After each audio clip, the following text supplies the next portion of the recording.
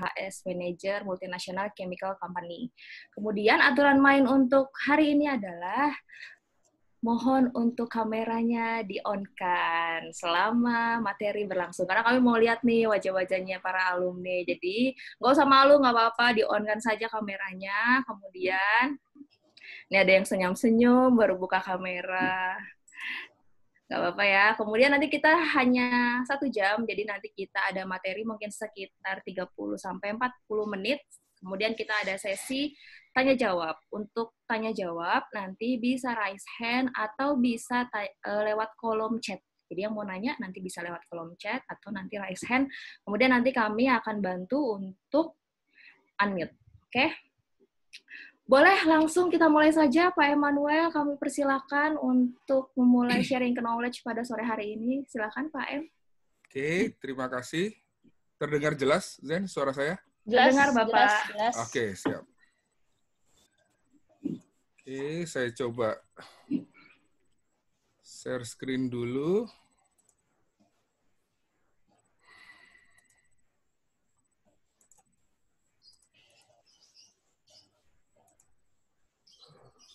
Oke. Terlihat layar saya?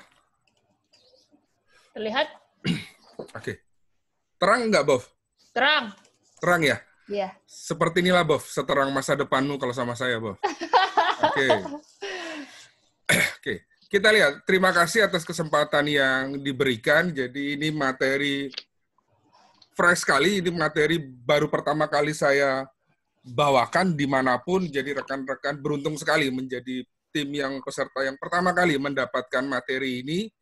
Jadi bagaimana sejalan tadi briefing dari Mbak Zeni dan juga Mbak Bovi, bagaimana ketika kita sebagai personel K3, poin paling penting adalah bagaimana kita bisa melakukan komunikasi. Apakah itu komunikasi kepada manajemen, level supervisor, superintendent, ataupun komunikasi kepada sesama pekerja. Pasti gayanya berbeda, penyampaiannya berbeda, tapi goalnya tetap sama. Bagaimana kita bisa sama-sama mencegah terjadinya kecelakaan di tempat kerja dan tidak adanya penyakit akibat kerja. Oke. Kalau yang belum pernah ikut atau belum pernah kenal saya Manuel Eko Haryanto, saya praktisi, trainer, auditor, dan juga asesor. Pengalaman saya mulai bisa dilihat, saat ini saya menjabat sebagai Corporate HS Manager di BASF Indonesia, salah satu chemical company. Latar belakang pendidikan saya teknik nuklir, kemudian teknik lingkungan. Ini sekilas mengenai skill saya. Hobi saya drakor. Oke, kita lihat. Saya mulai di awal. Kira-kira bagaimana sih pentingnya komunikasi? Rekan-rekan bisa simak terlebih dahulu.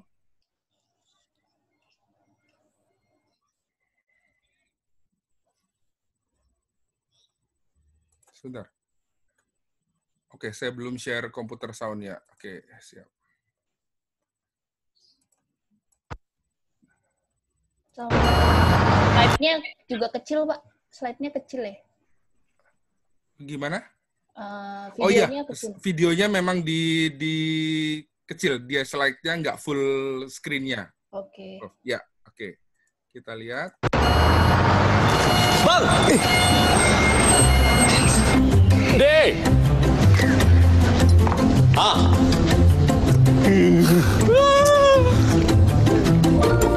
Hello.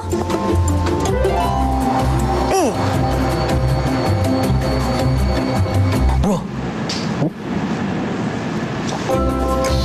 There? One word is all you need. Weh. Take time to take care of your colleagues, and everyone can get home safe and healthy.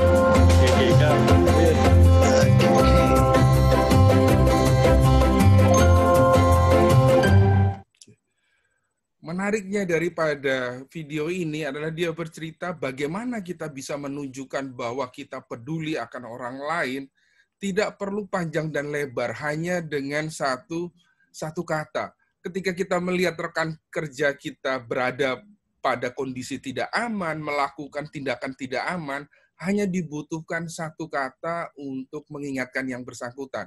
Kita lihat selanjutnya. Oke, bagaimana sih kalau kita bicara kehidupan dari seorang safety? Kita ambil contoh safety officer. Oke, Anda bisa lihat. Nanti kalau ada kesamaan nama, tempat, pelaku, dan peristiwa, saya pastikan hanya kebetulan belaka. Oke. Kita lihat, misalnya salah satu, nanti rekan-rekan bisa tebak, ini batch yang keberapa. Kita bisa lihat ketika, apa sih kehidupan sehari-hari daripada seorang safety officer di lapangan. Oh, yang pertama diminta untuk melakukan assessment, dan kadang-kadang sekaligus harus memasang juga untuk safety sign. Tidak cukup hanya di situ. Rekan-rekan bisa lihat, oh, Pak, terkait lingkungan berarti saya juga harus input untuk data di simple. Apakah itu pelaporan mengenai air ataupun pelaporan mengenai udara.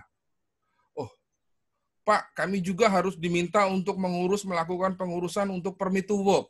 Apakah kita bicara hot work, kita bicara bekerja di ketinggian, atau kita bicara confined space. Wah, Pak, ini ada pengelola limbah B3, sebut saja PPLI datang, Pak. Saya harus diminta untuk mengurus manifest daripada limbah B3-nya. Wah, ternyata APAR di daerah gudang sudah 2 bulan belum diinspeksi. Ke belakang inspeksi APAR. Oh, HIRA DC-nya sudah jatuh tempo, 2 minggu lagi mau audit. Wah, berarti harus direview, HIRA DC-nya sudah sesuai atau belum. Wah, pas, Pak, kuartal, Pak. Sekarang udah bulan Mei, Pak. Laporan P2K3 dari Januari sampai Maret saya harus segera buat. Laporan kecelakaan, mungkin ada first aid case atau medical treatment. Pak, rekap man hour, Pak. Kami mau buat untuk incident rate-nya. Jadi harus tahu man hour pekerja maupun kontraktor. Stok APD-nya udah habis, Pak. Udah ada permintaan sarung tangan maupun safety glasses dari area operation. Tapi stoknya terbatas. Anda bisa lihat. Izin peralatan hoist rekan-rekan, mungkin izin boiler, izin bejana tekan sudah harus diperpanjang ke Dinas Tenaga Kerja setempat. Harus lakukan safety patrol secara mingguan. Pak, ada kontraktor safety management system, Pak, ada kontraktor baru, harus didata. Safety shower-nya di area lab belum dilakukan inspeksi. Wah, harus ada drill tahunan. Temanya apakah mau fire, apakah mau tumpahan, mungkin ancaman bom. Pak, harus mengukur kebisingan. Anda bisa lihat, ini hanya sekilas daripada pekerjaan sehari-hari sebagai seorang safety officer. Anda bisa bayangkan bagaimana ketika Anda melakukan pekerjaan ini, Anda pasti bertemu dengan begitu banyak orang. Apakah internal itu tadi baik dari manajemen, dari pekerja, ataupun eksternal dengan begitu banyak mungkin lembaga audit, mungkin dari pemerintahan. Jadi salah satunya adalah kemampuan kita berkomunikasi, kemampuan kita mengkomunikasikan sesuatu menjadi sangat penting. Oke, masih rekan-rekan ingat, mungkin menarik sekali, cukup menarik, ini 2 minggu yang lalu, 24 April ketika terjadi kecelakaan kerja, Anda bisa lihat, 2 orang yang dijadikan tersangka, yang satu adalah foreman, yang kedua adalah safety in charge. Detailnya masih belum ada, tetapi 2 poin yang kita baca dari situ, KUHP yang disangkakan KUHP 350. 350 ini adalah karena tindakan kelalaian. Apa yang dianggap kelalaiannya adalah tidak menjalankan SOP, pekerjaan dilakukan tanpa adanya permit. Jadi tidak ada izin kerja, Anda bisa lihat. Padahal kita sama-sama tahu ketika pekerjaan memiliki resiko tinggi, pekerjaan tersebut harus dilakukan hanya dan hanya ketika ada permit. Jadi no permit, no work. Kita coba lihat bagaimana ya kami sebagai seorang HSE agar jauh lebih mudah bisa memastikan ketika di lapangan ada pekerjaan, dengan jelas kami bisa tahu pekerjaan ini sudah ada permitnya atau tidak ya. Mungkin permitnya tidak semua permit lewat HSE, tapi setidaknya ketika pekerjaan di ketinggian tadi dilakukan, ada permitnya, dilakukan pengelasan, ada hot work-nya. Salah satu bagaimana kita bisa transform communication, saya kasih sharing, ini misalnya contoh di Astra, ini contoh di masih anak perusahaan Astra yang lain, Anda bisa lihat. Jadi dia pasangkan safety control on board. Ketika ada pekerjaan, permitnya harus dipasang di situ dan letaknya di dekat area kerja. Jadi dengan mudah ketika rekan-rekan melihat ada safety information board, Pak, pekerjaan ini sudah ada permit atau tidak, ketika rekan-rekan melakukan patrol, dengan mudah rekan-rekan bisa melihat, oh iya, permitnya sudah ada, sudah ditandatangani untuk area otorisasinya, berlakunya sampai nanti, misalnya jam 5 sore. Semua alat kelengkapan sudah sesuai, sudah dipergunakan. Jadi dengan memvisualisasi ini, dan ini kita berikan di tempat kerja, jauh lebih mudah untuk rekan-rekan bagaimana bisa melihat agar kejadian yang tadi tidak terulang kembali. Ada pekerjaan dilakukan, tetapi tidak ada permit yang terpasang di lapangan. Kita lihat. Nah, saya selalu berpikir, kita sebagai orang safety, pendekatan yang paling baik adalah pendekatannya selalu berdasarkan sistem. Karena kalau pendekatannya hanya bicara, loh, yang penting kan safety manajernya si A, yang penting kan superintendennya si ini. Itu berarti saya selalu bilang dalam terminologi Jawa, saya bilangnya pendekatannya pendekatan sinten. Kalau pendekatan sinten hanya dan hanya mengandalkan pendekatan personal. Safety yang baik kita harus punya pendekatan secara sistem. Kalau bicara sistem, berarti tadi kita bicara, dasarnya apa ya? Butuhnya ketika ada kecelakaan tadi, apa yang harus saya lakukan ya untuk bisa berpikir secara sistem. Berarti rekan-rekan lihat, saya yakin kan sudah dapat semua dulu. Oh, Pak, standar terkait K3, ISO 45001 versi 2018-nya bilang apa ya? Oh, ternyata di klausul 10.2-nya di situ dijelaskan. Ketika ada kecelakaan, prosesnya mau bagaimana? Hal ini juga diperkuat di SMK 3 PP 50. Kalau rekan-rekan pernah lihat, 5 prinsip, 11 elemen, 44 subelemen, 166 kriteria. Di subelemen 8.3 dia bicara pemeriksaan dan pengkajian kecelakaan. Jadi goalnya kita bisa lihat, oh penyebab langsungnya apa ya? Penyebab dasarnya apa ya? Akhirnya akar permasalahannya ada di mana? Hal ini juga sejalan dengan peraturan pemerintah. Kalau rekan-rekan sempat, rekan-rekan bisa lihat. Permenaker 03/1998. Bagaimana ya kami melaporkan, bagaimana ya kami melakukan pemeriksaan, sehingga goalnya, kenapa SOP-nya tidak dijalankan, kenapa ketika pekerjaan dilakukan tidak ada izin kerja yang terpasang di lapangan. Ini semua saya yakin rekan-rekan pasti turunkan di dalam prosedur internal rekan-rekan. Oh iya Pak, kami ternyata punya untuk petunjuk kerja keselamatannya, kami punya terkait dengan proses pelaporan dan juga investigasi daripada kecelakaan. Nah, ketika kita berpikir berdasarkan sistem, ISO-nya mungkin minta apa, dasar peraturannya minta apa, prosedur yang ada di internal minta apa, diharapkan kecelakaannya dapat benar-benar kita tahu akan permasalahan, apa tindakan perbaikan yang paling efektif sehingga kecelakaan tersebut tidak akan terulang kembali. Anda bisa lihat. Poin yang kedua lagi kita lihat. Sebelum kita bicara PDCA, orang pasti selalu bicara dengan policy. Saya ambil contohnya misalnya policy. Saya ambil contoh dari TIS, salah satu kontraktor Australia. Objektifnya adalah everyone safe every day. Jadi kita benar-benar mengharap semua orang dapat kembali pulang dengan selamat setiap hari. Kalau bicara policy, rekan-rekan pasti sudah paham sekali, 14.001 maupun 45.001, minimal komitmen itu ada 3. Patuh terhadap peraturan, bagaimana mencegah terjadinya kecelakaan, dan selalu harus ada perbaikan berkelanjutan. Kalau kita sudah bicara perbaikan berkelanjutan, goal daripada policy ini, saya ambil contoh, saya sharing salah satu golden rule yang ada di salah satu perusahaan. Saya ambil contoh di sini misalnya Pertamina Hulu Energy. Dari polisinya, salah satu turunannya adalah dia jabarkan, dia punya namanya golden rules. Kalau di luar, rekan-rekan mungkin lebih sering dengarnya golden ways. Nah, ini golden rules. Yang pertama adalah patuh. Saya akan patuh terhadap kebijakan dan peraturan. Yang kedua adalah intervensi. Ketika saya tadi melihat ada teman bertindak tidak aman, ada kondisi yang tidak aman, saya harus melakukan intervensi. Saya harus mengingatkan, saya harus menghentikan. Di beberapa perusahaan bahkan dilengkapi dengan stop work authority.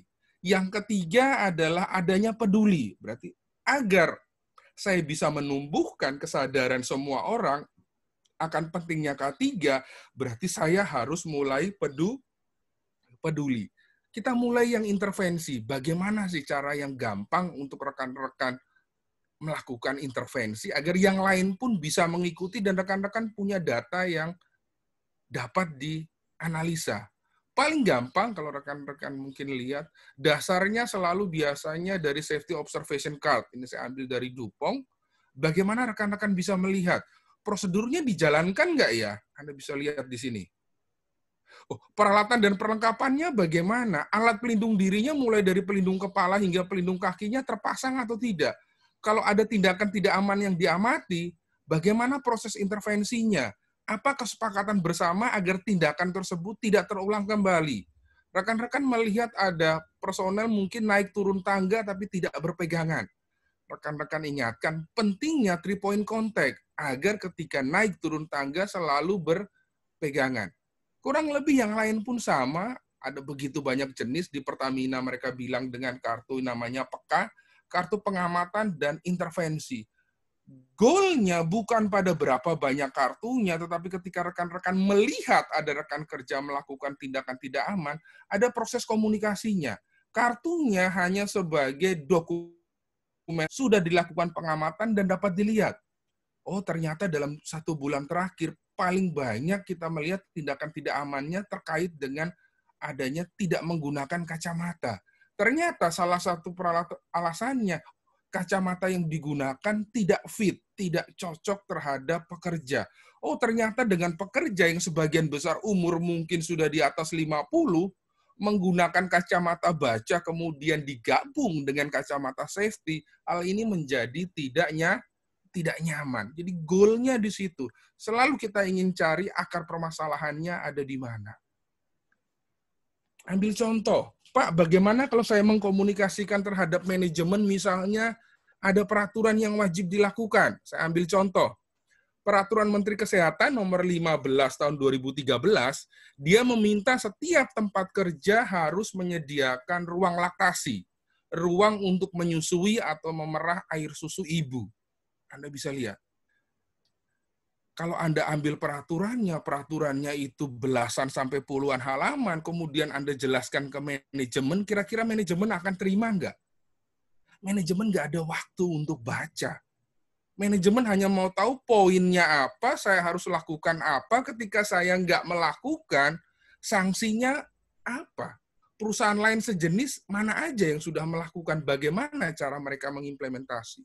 Jadi ketika kita melakukan komunikasi kepada manajemen, Anda bisa lihat, nggak perlu puluhan halaman, tapi kami buatkan hanya dalam 2 halaman. Kita lihatkan, referensinya apa ya? Oh iya, ada Permenkesnya, di atasnya ada PP-nya tentang pemberian air susu eksklusif. Relevan nggak peraturan ini terhadap bisnis operasi kita?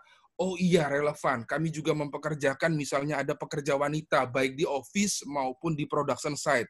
Dilihat, peraturannya minta apa ya? Fasilitas khusus untuk menyusui atau memerah air susu ibunya harus ada apa ya? Oh, harus ada lemari pendingin, harus tersedia ruangan khusus, minimal 3x4, ventilasi udaranya cukup. Kriterianya dijelaskan, manajemennya menjadi tahu, dan yang paling kritikal, rekan-rekan harus kasih lihat impact-nya. Kan kita bicara ketika terjadi sanksi, yang pertama kali mendapatkan sanksi adalah pengurus. Biasanya kami tekankan, Pak, kalau kita nggak punya ini, nanti ketika ada inspeksi, pertama kali yang akan ditanyakan itu Bapak. Bapak bisa lihat, ada kurungan penjara kurang lebih 1 tahun. Yang masuk ke penjara itu adalah pengusaha, adalah pengurus. Dendanya kurang lebih adalah sekitar 1 miliar. Jadi dengan adanya impact, manajemen akan menjadi lihat, oh iya, kalau saya tidak menyediakan akan ada kurungan penjara, kurungan badan 1 tahun, denda 1 miliar. Dari situ akan kita lihat, oke, berarti action yang kita butuhkan apa? Oke, berarti kita harus menyediakan fasilitas khusus untuk menyusui atau memerah air susu ibu sesuai dengan requirement yang diminta di pasal 10 dan pasal 11 di setiap tempat kerja. Jadi menjabarkannya tidak perlu panjang dan lebar, cukup hanya dalam 2 halaman, apa yang diminta itu dapat dipahami. Rekan-rekan bisa lihat lagi. Pak, itu kan kalau ke manajemen, kalau ke karyawan mungkin proses komunikasinya akan berbeda. Kita lihat, saya sharing yang lakukan mengkomunikasikan kepada pekerja. Paling gampang adalah melalui forum P2K3. Saya ambil contoh di Nestle. Nestle punya forum P2K3, ini di site-nya di Karawang. K3-nya juga sudah dimasukkan semuanya di dalam PKB. Lebih mudah untuk mengikat karena ada di dalam perjanjian kerja bersama. Mereka juga punya untuk tim HSE yang ada di setiap pabrik ataupun di setiap kantornya. Dari situ prosesnya seperti apa? Anda bisa lihat kurang lebihnya. Paling nggak ada wastafel dengan air yang mengalir, kemudian Anda bisa lihat tempat duduknya yang cukup nyaman, apa yang diminta di dalam peraturan tadi dapat dipenuhi. Jadi prosesnya paling gampang kalau dengan karyawan adalah melalui P2K3. P2K3 dia akan turunkan kembali karena anggota di dalam P2K3 adalah perwakilan masing-masing departemen. Kalau rekan-rekan ada yang mungkin punya kemampuan infografis, Anda bisa lihat. Nah, poster seperti ini rekan-rekan bisa buat, bisa dipasang di poster-poster, papan-papan pengumuman. Oh jelas, kita sudah punya. Minimal ada pintu yang dapat dikunci. Ventilasi udaranya cukup, ukurannya jelas. Wastafel dengan air mengalirnya ada. Ada lengkap dengan dasar hukum, dan kalau tidak melakukan ada lengkap dengan sanksi. Jadi bagaimana kita transfer knowledge, transfer dari peraturan yang ada puluhan halaman, bisa ditransfer menjadi satu lembar, komunikasi ke atas ke manajemen maupun disosialisasikan kepada seluruh karyawan. Kenapa ini penting? Rekan-rekan masih ingat? Poin pertama daripada policy yang pertama adalah comply. Ketika ada peraturan, berarti hukumnya sudah wajib. Hukumnya fardu ain untuk kita patuh dan kita terapkan. Anda bisa lihat. Balik lagi, saya selalu minta, ketika kita berpikir, karena pekerjaan tadi di depan begitu banyak, berpikirnya harus berdasarkan sistem. 45001-2018 ada klausa 5.2 terkait kebijakan K3. 9.1.2 dia bicara evaluasi peraturan. Ada Permenkes 15/2013, dan itu relevan, berarti hukumnya untuk patuh. Hal yang sama juga diminta di SMK 3 PP 50. Kebijakan K3, elemen 2.3-nya peraturan dan persyaratan lain. Rekan-rekan bisa lihat. Peraturan pemerintahnya jelas, nomor 15/2013, penyediaan fasilitas untuk ruang laktasi. Diturunkanlah dalam prosedur internal. Oh, berarti untuk misalnya ruang laktasinya under General Affair. General Affair harus punya formnya, harus punya checklistnya, melakukan inspeksi secara berkala untuk memastikan semua fasilitas yang ada di dalam ruang laktasi tadi terpelihara dengan baik. Poin yang kedua, karena aspeknya adalah kita bicara kompleks. Kita bicara lagi hal yang berbeda.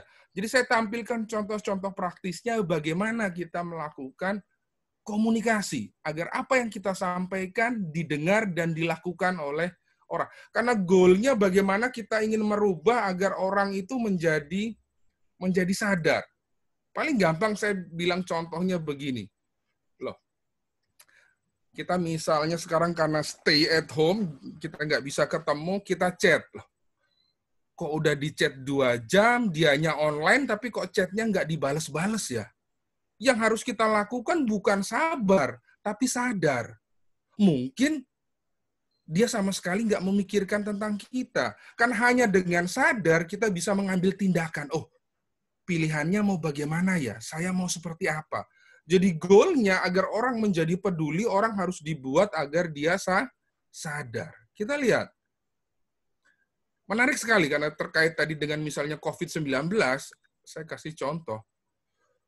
Salah satu perusahaan dairy, perusahaan pengolah susu, untuk memastikan posternya, pesannya ditangkap, jadi ini dia cetak di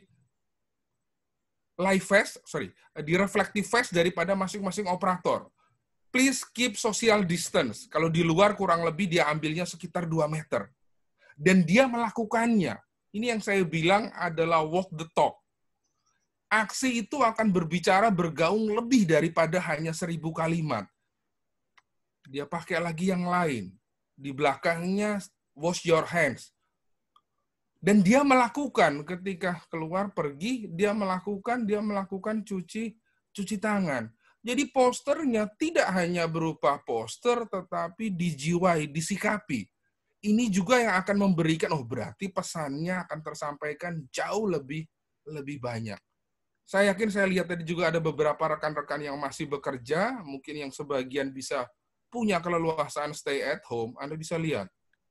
Kami biasanya akhirnya kami buatkan spanduk, kami buatkan poster sharing di tempat kami. Jadi kami minta terima kasih telah giat bekerja selama masa yang cukup sulit. Ini kebetulan foto salah satu EHS kami. Jadi Anda bisa lihat, jadi ketika tetap bekerja di dalam COVID, ada begitu banyak sekali hal yang harus diperhatikan agar keselamatan tetap terjaga. Poin paling gampang yang kadang-kadang kita lupakan adalah sebuah ucapan terima kasih. Untuk menunjukkan bahwa kita peduli, bahwa kita juga sayang terhadap mereka. Saya biasanya bilang seperti ini. Mencintai itu kata kerja, dicintai itu kata sifat, tapi cinta itu bukan kata benda. Karena cinta itu kata hati. Anda bisa lihat. Jadi ketika kita melakukan segala sesuatu, pastikan kita melakukannya dengan hati. Kita ambil contoh. Salah satu tugas pokok EHS adalah dia harus melakukan pengukuran di tempat kerja. Anda bisa bayangkan dengan begitu banyaknya pengukuran yang rekan-rekan lakukan, ketika rekan-rekan diminta untuk presentasi misalnya kepada manajemen atau di dalam P2K3, mereka nggak akan tanya analisa report yang mungkin berpuluhan-puluhan lembar. Tapi yang penting masing-masing poinnya seperti apa. Kita patuh, kita berada di bawah nilai ambang baku, kita berada di bawah NAB-nya, kita berada di bawah baku mutu lingkungannya atau tidak. Kalau tidak berada, action plan-nya mau seperti apa? Person in charge-nya siapa, due date-nya bagaimana? Anda bisa lihat. Oh Pak, yang ini hijau Pak, misalnya untuk ambient monitoring udara, upwind downwind-nya. Untuk wastewater-nya sesuai Pak, getarannya sesuai. Mungkin yang belum adalah terkait dengan kebisingan. 85 desibel selama 8 jam, Permenaker 5/2018. Oke. Kita lihat. Action plan-nya adalah pekerjaan di situ tidak boleh dilakukan selama 8 jam. Maksimum hanya 4 jam. Karena ketika 4 jam, nilai ambang batasnya dari 85 selama 8 jam naik menjadi 88 selama 4 jam. Disediakan alat pelindung telinga, dalam hal ini disediakan untuk earmuff. Oh Pak, kami juga lakukan pencahayaan. Misalnya kita ukur di area office. Pak, di area office ternyata minimal adalah 300 lux. Saat pengukuran ternyata kondisinya tidak sampai, berarti mungkin cara paling gampang perlu adanya penggantian lampu. Jadi bagaimana kita memaparkan ketika kita melakukan pengukuran tidak perlu panjang dan lebar, tetapi hanya dalam satu tabel, amat menjelaskan, manajemen juga langsung tahu. Fokus saya berarti kurang lebih saya akan fokus di yang berwarna kuning ataupun nanti ketika ada merah. Tugas terkait dengan patuh terhadap peraturan biasanya melakukan pengukuran, yang kedua adalah melakukan terkait dengan lisensi. Apakah itu lisensi peralatan, rekan-rekan mungkin punya lift barang, rekan-rekan punya hoist, punya bejana tekan, punya tangki timbun, ataupun lisensi terkait dengan personal. Pak, ahli K3 kebakaran kelas A-nya kami belum ada, Pak. Oh, kami juga mungkin belum punya untuk personel TKBT-nya. Tenaga kerja bangunan tingginya, Pak. TKBT 2-nya belum ada. Berarti ketika untuk lisensi, menarik sekali. Jadi saya datang, saya belajar. Paling gampang kalau rekan-rekan lihat klinik 24 jam. Ketika mungkin rekan-rekan sakit dan berobat, ketika di depan resepsionisnya, di belakang resepsionisnya, rekan-rekan bisa lihat. Dia pajang izin kliniknya seperti ini, surat izin praktek dokternya ada, surat izin untuk apotekernya ada. Ketika dipasang di sini, ketika rekan-rekan akan berobat, saya yakin rekan-rekan punya confidence level yang berbeda. Oh iya, klinik yang saya datangi, kliniknya legal. Izinnya ada, tenaga dokternya maupun perawatnya punya kompetensi, ada surat izin prakteknya, dan masih valid. Anda bisa lihat. Hal yang sama juga, kalau rekan-rekan lihat. Ini diatur di Permenaker 7, kalau rekan-rekan lihat, 2013 terkait dengan untuk elevator, Permenaker 06 2017 terkait dengan elevator dan juga eskalator. Jadi di lift, dia pasang bahwa liftnya sudah dilakukan uji riksa. Kalau rekan-rekan sebagai personel K3 bagaimana? Oh iya, saya naik liftnya saya naiknya rasanya lebih aman. Karena lift yang saya gunakan sudah dalam kondisi aman, buktinya sudah ada stikernya. Kan rekan-rekan juga kadang-kadang melakukan pengukuran lisensi, rekan-rekan buat database-nya misalnya di Excel. Beberapa juga sudah lakukan sistem komputerisasi. Oh iya, lift-nya jatuh temponya bulan Juni 2020. Berarti minimal 2 atau 3 bulan sebelumnya saya sudah harus urus perpanjangan. Karena kebanyakan uji riksanya, misalnya PJK 3-nya datang, pengurusan di Disnakernya memakan waktu kurang lebih bisa 1 sampai 2 bulan. Rekan-rekan biasanya monitornya di Excel. Yang melakukan monitoring siapa? Hanya dan hanya personel K3. Harusnya yang ikut monitoring yang paling penting adalah yang punya area. Pak, misalnya boiler. Lah, harusnya personel boilernya, mungkin boilernya ada di departemen engineering, orang engineeringnya yang harusnya jauh lebih aware. Boiler saya jatuh temponya kapan ya? Bejana tekan saya di area operation jatuh temponya kapan? Jangan semua ditarik menjadi tugas tanggung jawab personel K3. Saya sharing yang kami lakukan. Anda bisa lihat. Misalnya nitrogen cair masuk sebagai bejana tekan. Di papannya kami pasang lisensinya nomor sekian, tahun sekian, mulai sekian, lisensinya valid sampai 27.05.2021. Yang punya area atau ketika dilakukan inspeksi dengan mudah kita bisa lihat. Oh iya, izin untuk ini masih valid sampai 1 tahun ke depan. Oh, ketika rekan-rekan lakukan safety patrol bulanan atau mingguan, rekan-rekan bisa lihat.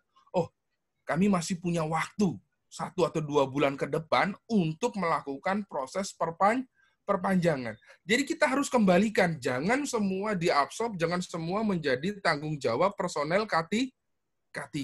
Kita lihat lagi. Pak, butuh safety sign misalnya untuk safety helmet, Pak. Butuh safety sign untuk penggunaan kacamata, butuh safety sign untuk safety shoes. Dasarnya bagaimana? Pimpinan akan tanya, loh, kamu kok butuh safety sign untuk saya tanda tangan, kenapa butuh papan untuk penggunaan misalnya safety shoes ada 20 sign. Penggunaan untuk safety glasses ada 40 sign. Pasangnya di mana? Dasarnya apa? Justifikasinya bagaimana? Balik lagi. Kalau kita ajukan ke manajemen, pertama kali yang dilihat adalah saya harus keluar uang berapa banyak ya. Kadang-kadang ada manajemen juga bertanya, kalau saya pasang ini kira-kira return-nya apa ya? Kok orang safety nggak ngasilin duit, tapi tiap hari hanya ngabisin duit. Kita lihat, prosesnya mau bagaimana? Berarti yang pertama mungkin kita harus pilih untuk safety sign vendornya. Oke, misalnya dipilih PT MMM. Oke, dari situ kemudian dilakukan site review, kemudian dilakukan inspeksi secara langsung ke lapangan. Dilihat kira-kira poin kebutuhannya apa ya? Sign emergency exit-nya kira-kira mau dipasang di mana saja ya? Tidak kalah pentingnya adalah penetapan sign tadi semua hanya dan hanya output-nya dari dokumen HIRA DC. Kan di dokumen HIRA DC kan rekan-rekan bisa lihat bahayanya apa, resikonya apa, pengendalian resikonya bagaimana. Safety sign adalah salah satu proses pengendalian resiko berdasarkan administrasi. Kita naik lagi. Oke. Sudah selesai. Misalnya PO-nya sudah di-issued, akhirnya kita install safety sign. Setidaknya dari proses ini, ketika kita minta pengajuan agar dari purchase request bisa terbit menjadi PO kalau kita jabarkan prosesnya, dan yang terpenting kita jelaskan manajemen dengan dokumen risk assessment, pihak manajemen akan jauh lebih mudah menerima. Oh iya, kira-kira yang diminta ini sesuai loh, sudah ada dasarnya seperti apa. Bukan hanya sekedar gagah-gagahan, bukan hanya agar terlihat kita patuh terhadap K3. Jadi K3-nya bukan hanya sebagai formalitas, tapi ada prioritas di situ. Rekan-rekan lihat, saya sharing.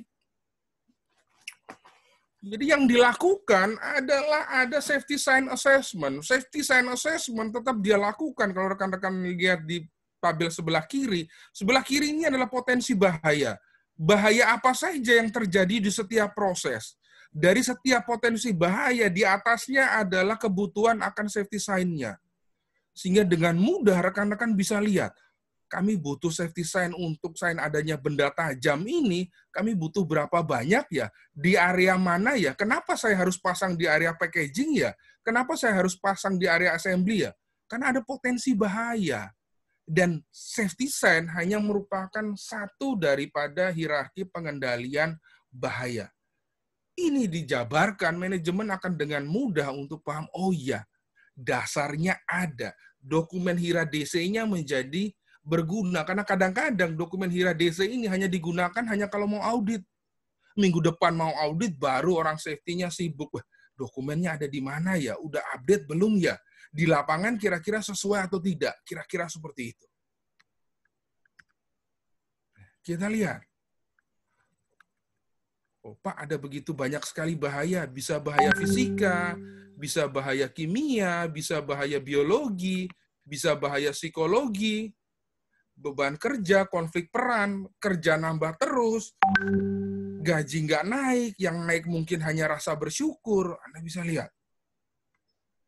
Ataupun juga mungkin faktor terkait ergonomi. Kan kita bisa lihat, ada begitu banyak macam bahaya. Rekan-rekan pasti secara berkala melakukan safety patrol. Poinnya mau bagaimana ya agar kita bisa melakukan patrol dengan baik? Saya sharing, kami punya namanya, pengalaman saya di perusahaan sebelumnya, kami punya namanya hazard elimination card. Jadi bentuknya seperti pocketbook, ini kami bagikan kepada superintenden ke atas. Ketika mereka melakukan inspeksi, mereka melakukan patrol, hazard elimination card ini adalah mengcover daripada 5 potensi bahaya tadi.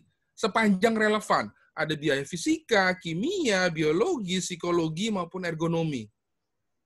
Misal, bahaya terkait dengan bahaya mekanik di sini. Misalnya bahaya dari pengoperasian truk.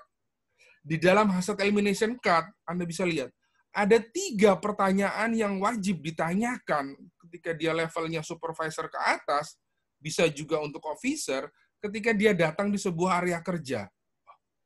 Forkliftnya sudah dilengkapi dengan peralatan yang sesuai apa enggak ya? Buzzernya ada enggak? Dia punya strobonya jalan tidak? Rekan-rekan punya seat belt-nya terpasang dengan baik atau tidak? Drivernya terlatih atau tidak? Drivernya punya enggak lisensi K3 untuk sebagai pesawat angkat dan angkut? Drivernya tahu enggak halozone-nya? Jarak aman antara driver dengan ketika di sekitarnya ada pejalan kaki. Jadi 3 pertanyaan ini untuk wajib untuk dia tanyakan. Ketika dia sudah tanyakan, di belakangnya, kami selalu meminta agar personel ketika melakukan inspeksi, berpikirnya harus secara sistem. Harus lihat plan-nya bilang apa, do-nya bilang apa, check-nya bilang apa, action-nya bilang apa. Karena ketika kita menyampaikan, kita harus lihat planning-nya bagaimana ya. Yang sudah dilakukan di lapangan sudah sesuai atau belum ya. Kalau ada kekurangan, ceknya bagaimana. Bagaimana action-nya agar kita mendapatkan perbaikan berkelanjutan. Sehingga tidak akan ada lagi kecelakaan terkait dengan operasional forklift yang ada di lapangan. Ini bagaimana salah satu proses untuk melakukan identifikasi bahaya. Kita lihat. Masih sekitar 4 slide lagi. Bagaimana sih ketika kita melakukan safety patrol?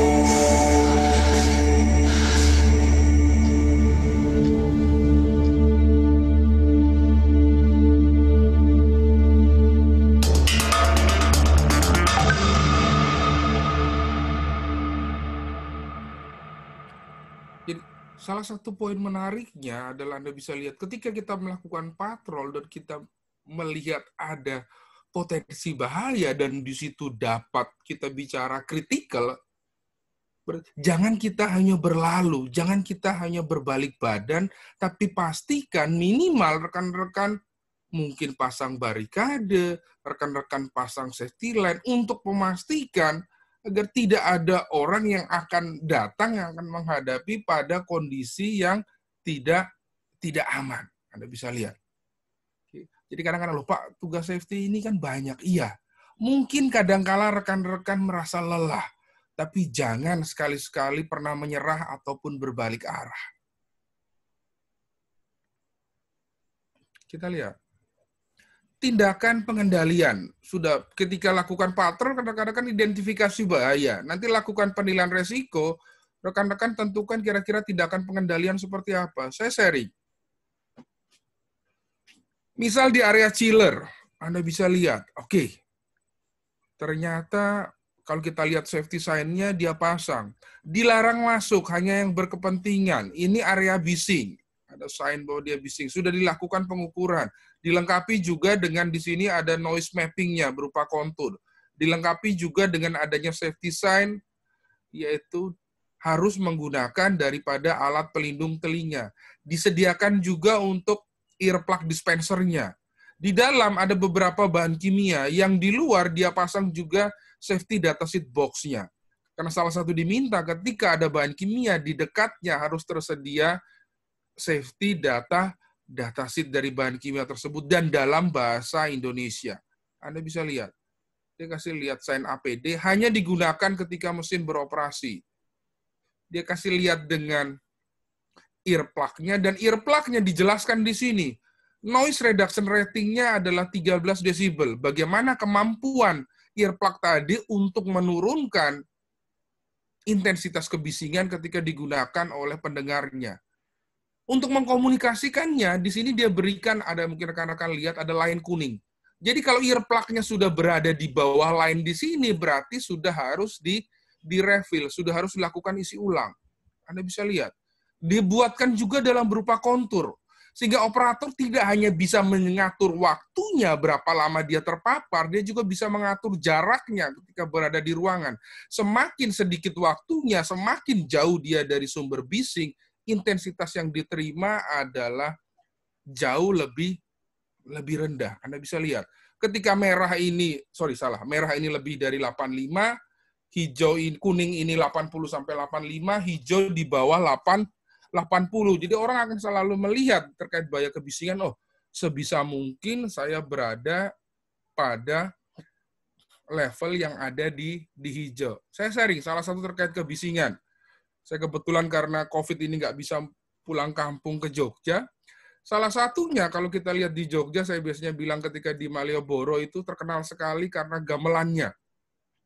Karena gamelan. Salah satunya kalau kita bicara terkait bising, yang paling berbahaya orang bilang, oh, yang paling berbahaya kan mungkin sulingnya, Pak. Mungkin gongnya, karena bisingnya cukup tinggi. Buat saya, kalau kita lihat gamelan, yang paling berbahaya adalah gendang. Loh, Pak, gamelan kok yang paling berbahaya kok adalah gendang? Oh iya, yang paling bahaya itu gendang, yaitu gendang telinga yang lama tak mendengar kabar darimu. Itu amat sangat berbahaya, rekan-rekan lihat. Oke, kita lihat.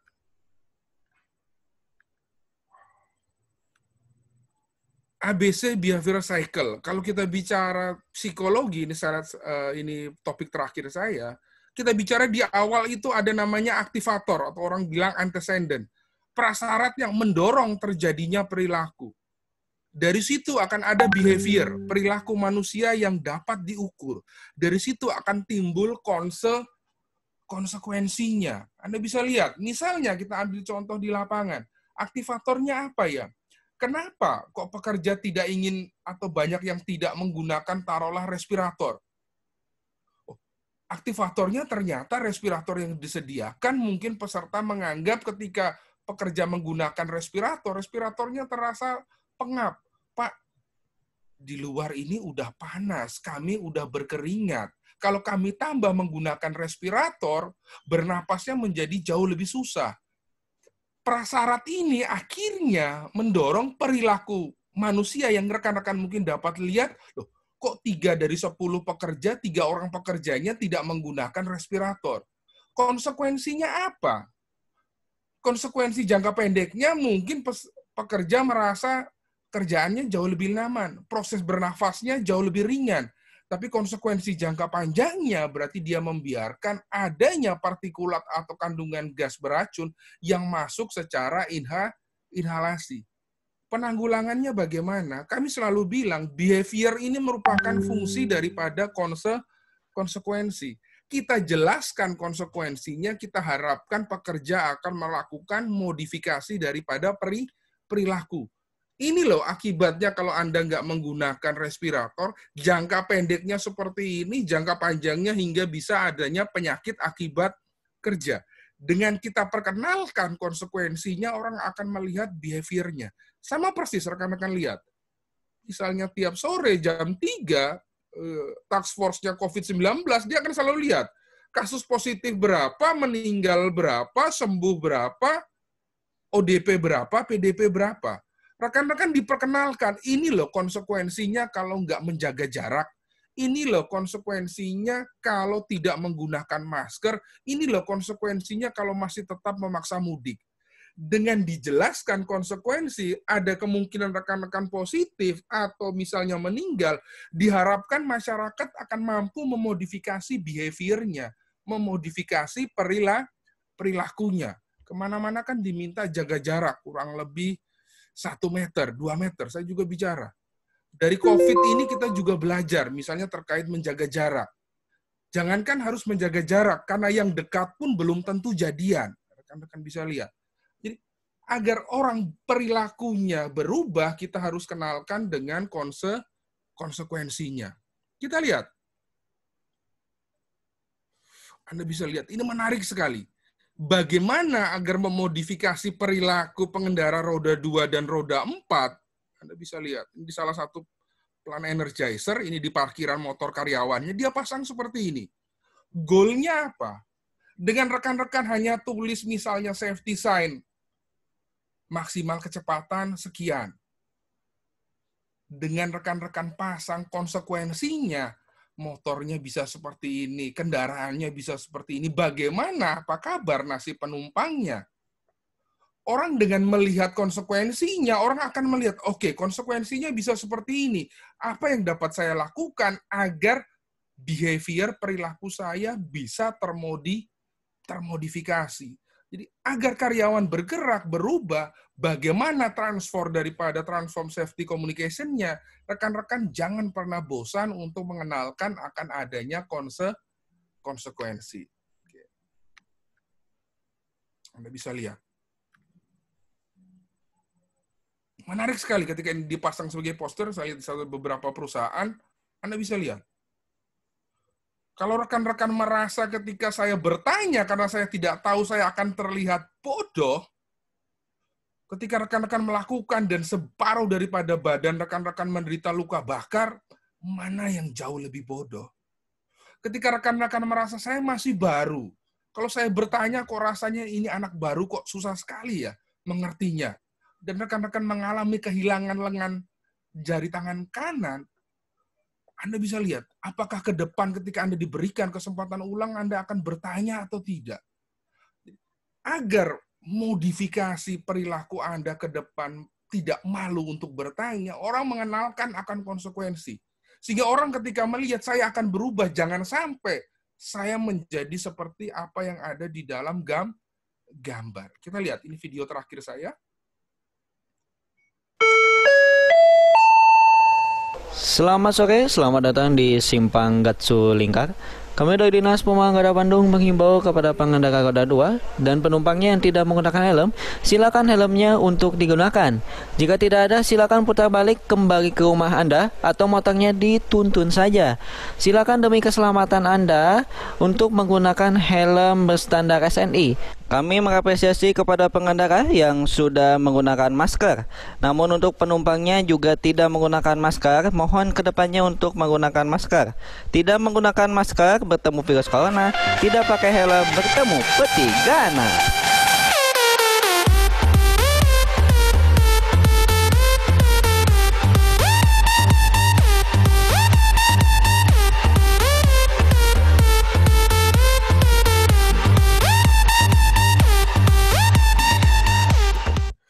menurut saya menarik sekali. Salah satunya agar memodifikasi perilaku, menggunakan helm, menggunakan masker, rekan-rekan dikenalkan, ini loh akibatnya.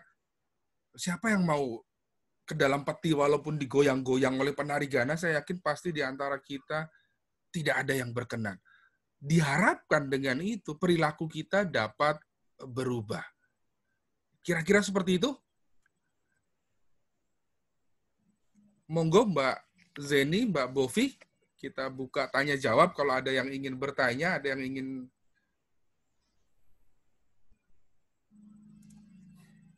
kedengaran suara saya? Ya, Bapak. Ya. Oh, panjang sekali ya. Saya baru lihat jamnya ya. Sudah hampir 4:30. Oke. Sudah selesai pemaparan materinya dari Pak Emmanuel. Semoga tadi dari semua materinya jangan sampai nanti yang diingat yang kata-kata jangankan jaga jarak, yang dekat aja belum tentu jadian. Semoga bukan itu yang diingat ya. Kita langsung ke tanya jawab. Di sini udah ada yang mulai tanya. Mbak Bovi boleh dibantu? Ya, boleh. Oke. Ini ada pertanyaan sih, Pak. Mungkin tadi kurang menyinggung terkait ini, Pak. Terkait gimana komunikasi kita terhadap pekerja-pekerja. Jadi kebanyakan mungkin rekan-rekan yang agak kesulitan gimana komunikasinya ke pekerja yang ada di lapangan. Jadi di sini ada Mbak Dalilah yang pertama untuk buka pertanyaan. Untuk komunikasi dengan employee, kalau saya di kontraktor banyak sebentar ya. Kalau saya di kontraktor banyak kerjaan dan kewajiban yang bukan tugas HSE, namun dibebankan ke HSE, membuat kita mau nggak mau harus ngelakuin. Gimana cara ngejelasin ke manajemen agar mereka bisa membedakan dan mengetahui apa aja job desk HSE itu sendiri? Haruskah kita membawa pasal atau ikuti cara kerja mereka? Oh, ini curhat. Menarik sekali. Oke, mantap Mbak Dalila. Jadi kenapa tadi di awal tadi saya singgung, Anda bisa lihat di daily lives daripada kehidupan HSE officer sekali sehari-hari. Ada mungkin yang hanya fokus di safety, tapi kadang-kadang banyak juga ya safety, di sini kamu health, ya yang otang. Ya. Maaf. Yang safety, yang health maupun juga yang environment. Anda bisa lihat hampir semuanya ada. Makanya kadang-kadang saya bilang orang safety itu kalau kerja all out, kalau ditanya gaji, gajinya all in. Anda bisa lihat. Nah, Pak, bagaimana? Perlu kami membawa pasal atau ayat? Yang paling penting adalah kita tanyakan dulu, kenapa tadi saya selalu bicara tadi kebijakan. Kebijakannya, poinnya adalah patuh terhadap peraturan, mencegah terjadinya kecelakaan, kemudian kita bicara perbaikan berkelanjutan. Pak, dengan saya sebagai orang safety, paling gampang kita menjelaskannya, kita lihatkan dari peraturan. Pak, tugas tanggung jawab saya seperti ini. Ketika saya bisa melakukan tugas tanggung jawab saya, misalnya saya sebagai ahli K3 umum, jelas di situ, di permenakernya, Anda bisa lihat, apa yang harus saya lakukan? Goalnya apa? Karena ketika saya fokus melakukan tugas saya, di luar yang bukan kewajiban saya sebagai safety, saya bisa berkontribusi lebih banyak terhadap perusahaan. Akan adanya perbaikan berkelanjutan. Kalau tidak, itu tadi. Safety-nya hanya sebagai formalitas, terlihat menarik, datang ada helm merahnya, ada baju merahnya, yang penting rasionya tercukupi, misalnya di pekerjaan konstruksi, tetapi esensinya mau seperti apa. Jadi paling gampang saya setuju, paling gampang kenapa tadi misalnya saya singgung tentang peraturan, bawa peraturannya bilang apa, sanksinya bilang apa, karena paling gampang minimal, karena manajemen punya komitmen adalah patuh terhadap peraturan. Kira-kira efektif nggak, Pak? Misalnya kita bicara toolbox meetings.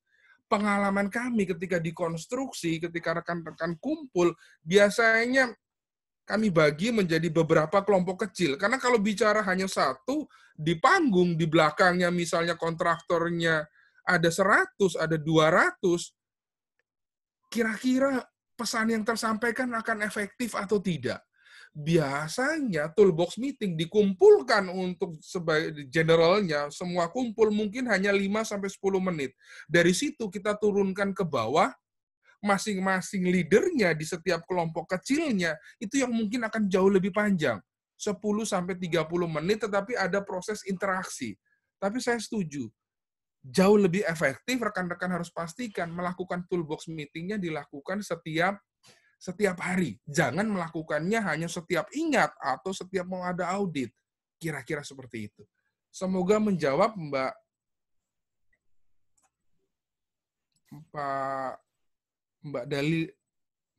Dalilah ya. Dalilah, ya. Oke, iya. Kita lanjut ke pertanyaan kedua dari Otang. Saya mau dengar suaranya. Kita dengerin aja suaranya Otang. Kayaknya ini curhatan pribadi juga ya, Otang ya. Boleh di-unmute, Mbak Bovi? Atau dia udah sendiri? Nah, udah. ya, Mas Otang coba. Gimana? Sore, Pak. Ya, saya kayaknya pernah ketemu ini, Pak Mas Hari Siotang. Oke. Pernah. Iya, oke. Jadi gini, Pak. Kalau pengalaman, kalau mungkin sebagai Menkon, tadi kan yang Bapak bilang bahwa ketika kita sebagai Menkon langsung aja buat perjanjian kerja bersama dengan subkon yang lebih ketat, gitu kan, Pak? Iya. Buat ikatan yang lebih ketat. Nah, bagaimana kalau kita sebagai subkon? Nah, pengalaman saya sebagai subkon, area kerja sangat luas, namun hanya saya sendiri sebagai ASE-nya, Pak, gitu. Jadi, ketika TBM yang waktunya hanya 5-10 menit, bagaimana cara efektif untuk mengkomunikasikan kepada seluruh pekerja? Nah, kalau kita berbicara mengenai, tadi Bapak bilang adalah buat kelompok-kelompok kecilnya lagi, gitu kan? Sementara untuk site kerja saya sendiri aja, hanya saya sendiri sebagai HSE-nya, Pak. Jadi, yang mau saya tanyakan, bagaimana cara efektif ketika TBM untuk menjangkau seluruh pekerjanya gitu, Pak. Terima kasih. Oke, menarik sekali. Oke, saya pernah lihat, rekan pernah sharing, mungkin saya bisa putar, kalau nggak nanti saya bisa kasih link videonya. Salah satu yang diterapkan, saya ambil contoh, misalnya salah satu konstruksi, saya sebut saja JGC, Jepang punya. Jadi di JGC yang dia lakukan adalah, untuk menggalakkan adalah, orang safety-nya mungkin hanya satu, tapi di bawahnya dibikin semacam kayak safety representatif. Tugasnya bukan sehari-hari bukan safety, tapi dia semacam kepanjangan kaki dan tangan daripada orang safety. Dia diberikan pemahaman bagaimana untuk proses komunikasi dan dilakukan perlombaan. Saya masih ingat bahkan salah satu lombanya, siapa yang bisa melakukan toolbox meeting terbaik yang bersangkutan mendapatkan uang hampir sampai 10 juta. Itu diberikan cash and carry. Jadi salah satunya adalah orang safety-nya mungkin tidak bisa diperbanyak, tetapi di bawahnya agar orang melihat tadi, safety ini bukan sebagai tambahan pekerjaan, tetapi melekat menjadi pekerjaan sehari-hari. Mandornya, leadernya itu yang mau nggak mau. Jadi gini, Mas Otang mungkin akan lebih banyak melakukan coaching dan konseling. Karena hanya 2 kaki, hanya 2 tangan, dengan mungkin rasio dan luas area yang terjangkau cukup banyak, akhirnya ketika melakukan toolbox meeting, yang penting kan dilakukan, yang penting ada absennya. Kalau ditanya sudah dilakukan, sudah. Seberapa efektifnya toolbox meeting tadi, itu juga kadang-kadang harus diukur. Kira-kira seperti itu. Jadi, ya penting sekali saya selalu bicara ini komitmen manajemennya. Jangan yang penting ada, terlihat gagah, ada baju merahnya, tetapi kontribusinya seperti apa? Sudah maksimal atau tidak? Kira-kira seperti itu. Memang iya, dikonstruksi. Kalau menkonnya ketat mungkin enak, menkonnya strict mungkin enak. Tetapi ketika menkonnya saja sudah tidak, ada begitu banyak pekerjaan di subkon, di bawahnya rekan-rekan lagi mungkin cukup banyak untuk handle personalnya, mungkin prosesnya akan jauh lebih susah, Mas Hari. Kira-kira seperti itu. Jadi, PR-nya saya bilang bagaimana coba lakukan coaching dan konseling terhadap minimal satu level yang dilihat oleh pekerja, paling tidak mandor atau leadernya. Gitu, Mas Otang. Nggak mudah iya, nggak instan iya, butuh proses itu pasti. Kira-kira seperti itu. Oke. Baik. Ya. Gimana? Kita lanjut ya, Pak? Ya. Iya, Mbak Bovi ada siapa lagi nih yang nanya? Sampai maghrib ya. Enggak, Pak, mungkin dikit saya lagi, juga mau agak nambahin sih, benar juga Pak. Jadi mungkin kebanyakan rekan-rekan ini agak yang namanya HSE pasti dempet atas, dempet bawah gitu, udah kayak burger aja. Semakin ditekan pasti mereka akan semakin mejret gitulah ibaratnya. Jadi benar di sini adalah gimana rekan-rekan tuh bisa mengimprove diri rekan-rekan untuk gimana bisa mendapatkan kader-kader selain dari HSE itu sendiri, di mana yang sadar akan safety untuk kepentingan bersama. Jadi memang tim dari pekerjaan lapang yang rekan-rekan bareng-bareng kerja itu ya memang harus solid, dan gimana cara ya rekan-rekan itu bisa meyakinkan dari ibaratnya teman-teman rekan-rekan di lapangan gitu kalau safety itu memang penting. Karena 2 mata, 1 kepala, 2 tangan, 2 kaki saya rasa nggak akan cukup untuk mengawasi semua orang itu. Itu sih yang mau saya tambahkan. Mungkin ada lagi, saya akan pilih pertanyaan secara acak ya, karena waktu ini aja yang sesuai dengan mungkin kebanyakan rekan-rekan mau tanyakan juga. Jadi dari Mas Joda Prabowo, mungkin Mas Joda bisa di-unmute aja langsung dipertanyakan.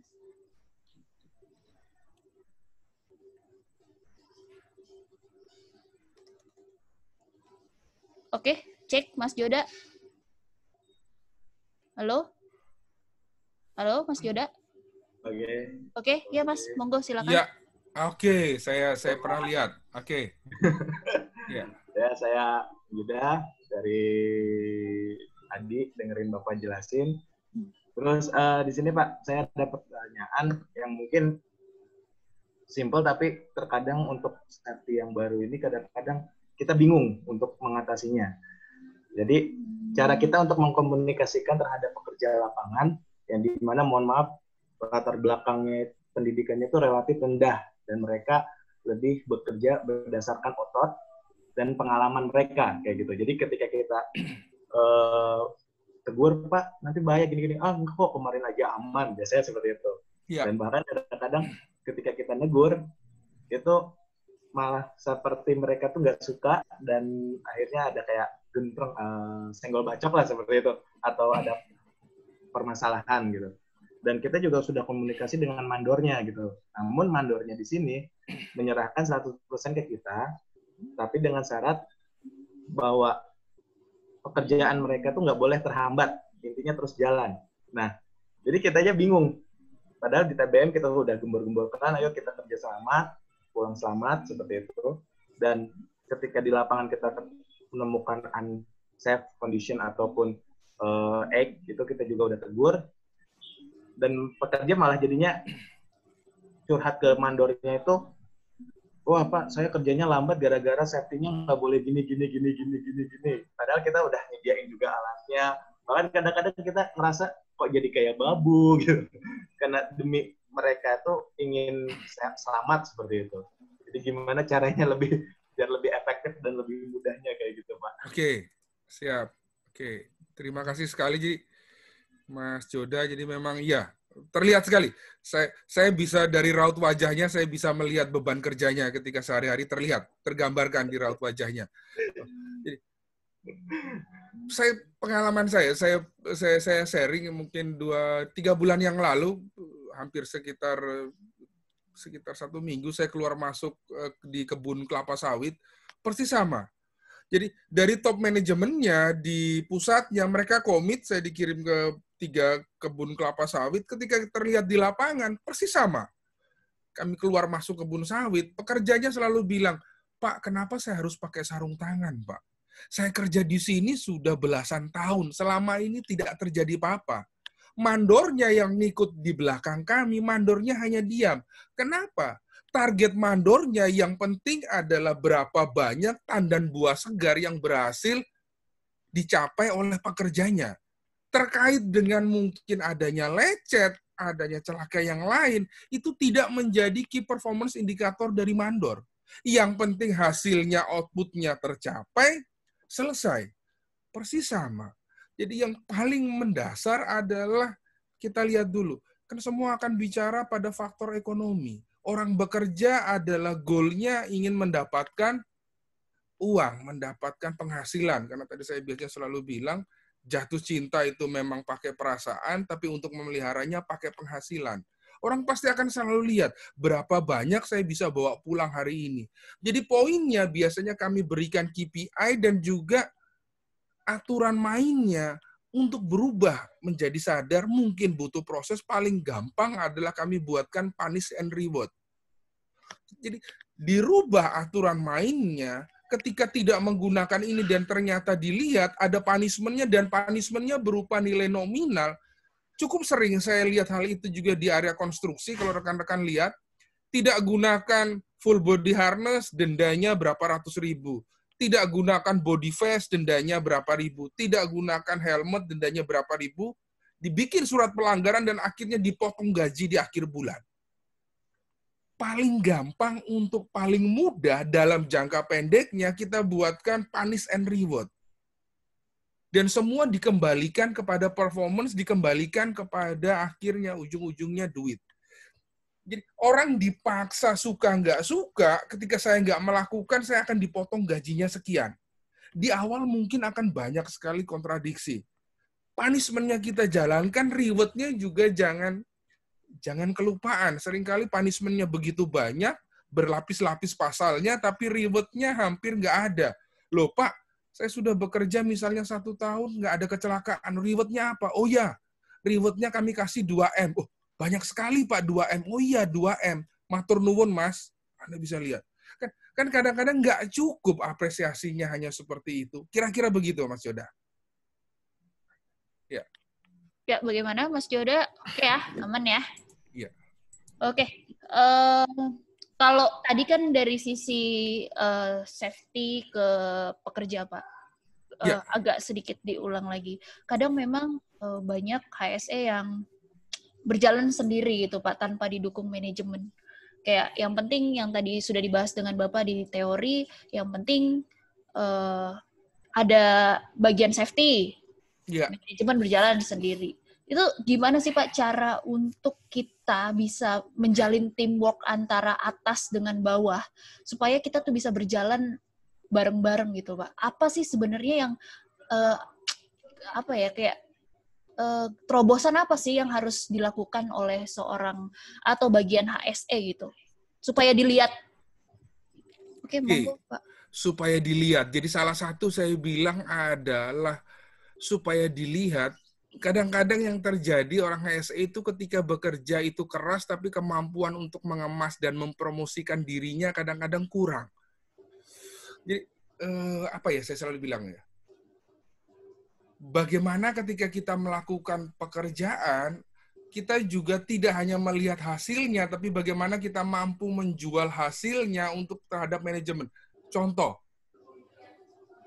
kami sudah berusaha misalnya agar tidak terjadi kecelakaan. Dari situ rekan-rekan bisa lihat, kan ada begitu banyak penghargaan yang diberikan misalnya dari Dinas Tenaga Kerja setempat punya namanya Zero Accident Award untuk tingkat kota, ada untuk tingkat kabupaten, tingkat provinsi hingga tingkat nasional.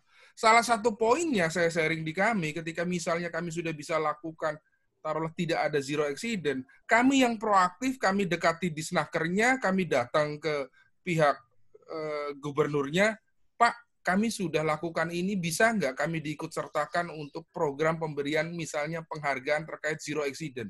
Ketika penghargaan yang datangnya misalnya gubernur, yang kita minta untuk datang adalah top manajemen. Jadi top manajemen di satu sisi dia dapat nama, dia bisa foto sama gubernur atau bahkan nasional sama menteri, fotonya dia pajang di kantornya. Dari sisi lain setidaknya melihat, oh iya, saya bisa sampai salaman sama menteri, ini salah satunya kontribusi terbesarnya ada dari bagaimana rodanya ada di pihak HSE-nya. Jadi bagaimana hampir sama kayak sales lah. Bagaimana pinter-pinternya kita untuk mengemas, untuk menjual diri kita. Karena kalau kita punya value, tapi kita tidak bisa menjual, yang tahu betapa baiknya kita kan hanya Tuhan sama kita. Sama kira-kira seperti itu. Iya benar sih. Memang harus gimana caranya kita bisa menjual. Hampir sama kayak menjual, hampir sama kayak PDKT gitu loh. Kan kalau bicara sudah ada jagungnya, bicara kejunya yang meleleh dengan mozzarella-nya, kan Anda bisa lihat, Mbak Ovi. Kira-kira berapa banyak orang yang akan tertarik untuk beli? kurang lebihnya seperti itu. Jadi bagaimana kemampuan kita untuk mencoba mengemas, untuk mencoba menjual diri kita. Kalaupun kita sudah bertindak dengan baik, kita sudah berusaha mengemasnya, tetapi dari atas tidak ada, gajinya nggak naik, value kita nggak akan kurang.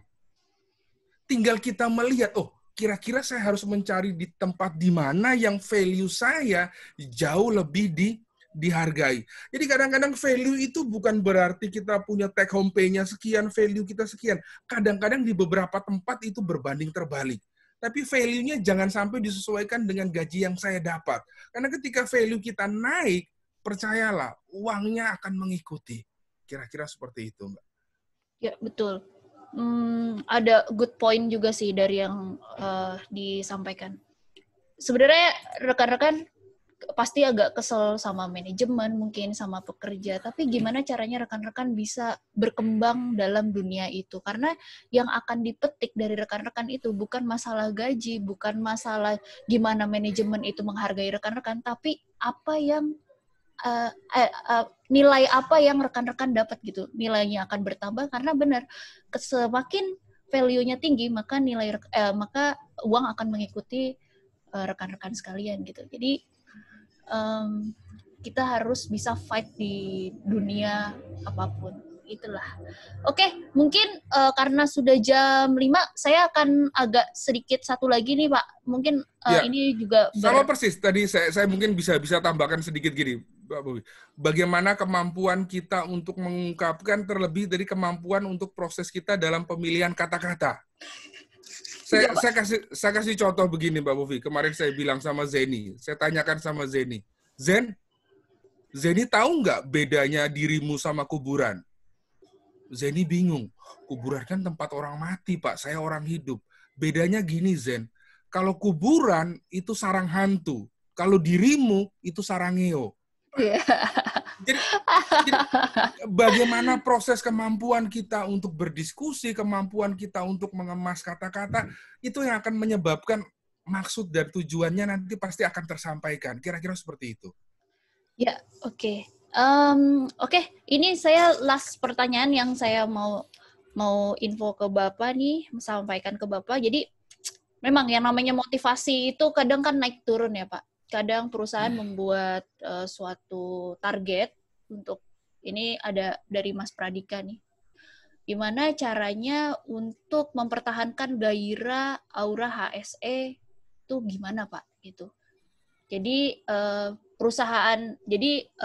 Mas Pradika bertanya gini, biasa perusahaan, sorry Pak Emmanuel, biasa perusahaan ini bergairah ketika akan mendapatkan reward 10.000 SafeMan hour, proper KLHK, sertifikat ISO, dan lain-lain.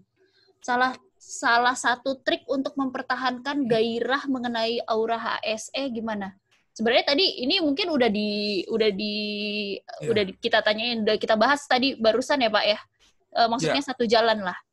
Sejalan. Jadi saya tadi selalu bilang biasanya kalau kami buatkan key performance indicator, orang biasanya fokusnya hanya SMART. Specific, measurable, achievable, relevant, dan juga ada time bound-nya. Kami biasanya, kalau rekan-rekan mungkin ingat saya biasanya ngajar, saya tambahkan E sama R di belakangnya, jadi biar smarter. E-nya adalah excited. Bagaimana kita dalam membuat program atau apa, sehingga bisa melibatkan begitu banyak peran serta dari karyawan. Misal, untuk pembuatan poster. Posternya nggak perlu orang HS yang mikir, bagaimana posternya kita bisa dapatkan input ataupun gambar, ataupun foto, ataupun coretan daripada pekerja, nanti itu yang akan kita pasang. Poster kiriman dari saudara sekian dipasang misalnya di area kerja. Yang bersangkutan akan melihat saya mendapatkan apresiasi, akhirnya butuh reward. Jadi, agar tetap bergairah, kita bicara sejauh mana rekan-rekan menjalin intensitas untuk komunikasinya. Sejauh mana rekan-rekan merasa dilibatkan, sejauh mana rekan-rekan merasa saya bukan lagi hanya sebagai objek, tapi saya sebagai subjek. Kira-kira seperti itu. Ketika sudah ada relasi, ketika sudah ada keterkaitan, akhirnya orang akan, gairahnya akan timbul dengan sendirinya. Kira-kira seperti itu sih. Jadi bagaimana kita menjadikan pekerja tidak lagi sebagai objek, tapi mereka sebagai subjek. Kira-kira seperti itu. Baik, mungkin itu saja sesi tanya jawab karena sudah memasuki jam 5 juga. Rekan-rekan yang berpuasa mungkin ingin cari takjil dan yang manis-manis. Oke, saya kembalikan ke Mbak Zeni, monggo Mbak Zeni.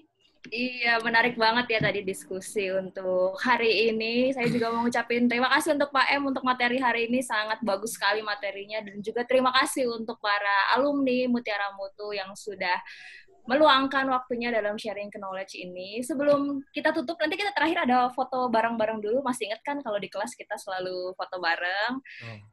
Kemudian saya mau info juga, mungkin ada beberapa yang sudah lupa atau mungkin belum tahu tentang info ini. Jadi kami Mutiara Mutu punya program namanya Alumni Mengajar. Jadi kalau misalnya Anda punya passion mengajar, kemudian punya pengalaman mungkin yang sudah cukup banyak dan ingin sekali berbagi dengan rekan-rekan peserta mungkin ahli K3 umum atau yang lainnya, Anda bisa menjadi praktisi kami dengan nanti bisa menghubungi kontak person kami. Nanti ada beberapa requirement yang harus Anda penuhi. Jadi kalau dulu waktu pelatihan Anda yang membayar ke kami, nanti kalau jadi praktisi, kami yang membayar Anda. Jadi sekalian menyalurkan hobi juga mungkin. Kemudian satu lagi, kami juga masih ada program fee alumni. Ini masih terus berlaku ya, karena Anda adalah alumni, ini berlaku seumur hidup. Jadi kalau misalnya nanti bawa rekan-rekannya untuk ikut pelatihan, saya kasih contoh untuk yang K3 umum nih. Kalau misalnya ikut K3 umum, sekarang fee-nya untuk per satu orang adalah Rp300.000 untuk satu orang yang dibawa. Syaratnya cuman menuliskan nama alumninya dan batch berapa pada saat registrasi online. Di step ketiga, nanti ada pertanyaan dapat info dari siapa, dituliskan nama alumninya, nanti setelah pesertanya melakukan pelunasan, Anda akan mendapatkan email konfirmasi dari tim keuangan untuk fee-nya dicairkan. Jadi, nanti yang mau mengajak rekan-rekannya ikut pelatihan di Mutiara Mutu masih bisa banget, nanti tinggal confirm juga ke adminnya bisa untuk tanya jawab lebih lanjutnya lagi. Itu aja mungkin untuk sore hari ini. Kita foto bareng dulu ya. Ada 2 kali sesi, boleh Mbak Bovi ya? Boleh. Ini 2 kali sesi. Oke, siap. Senyum dulu, senyum. Pribadi. Kameranya, nyalain dulu semuanya. Ini masih ada yang belum nyala kameranya. Nggak apa-apa, mungkin lagi di jalan. 1, 2, 3. Sekali lagi, everybody. Bentar. Lagi foto. Siap. 1, 2, 3. Ham, nanti edit ya, Ham. Kalau semua. Oke. Iya, sudah selesai. Sudah selesai. Terima kasih. Sampai ketemu di sharing knowledge selanjutnya. See you. Dadah. Terima kasih. Terima kasih. Pak, sudah datang. Thank you, Terima kasih.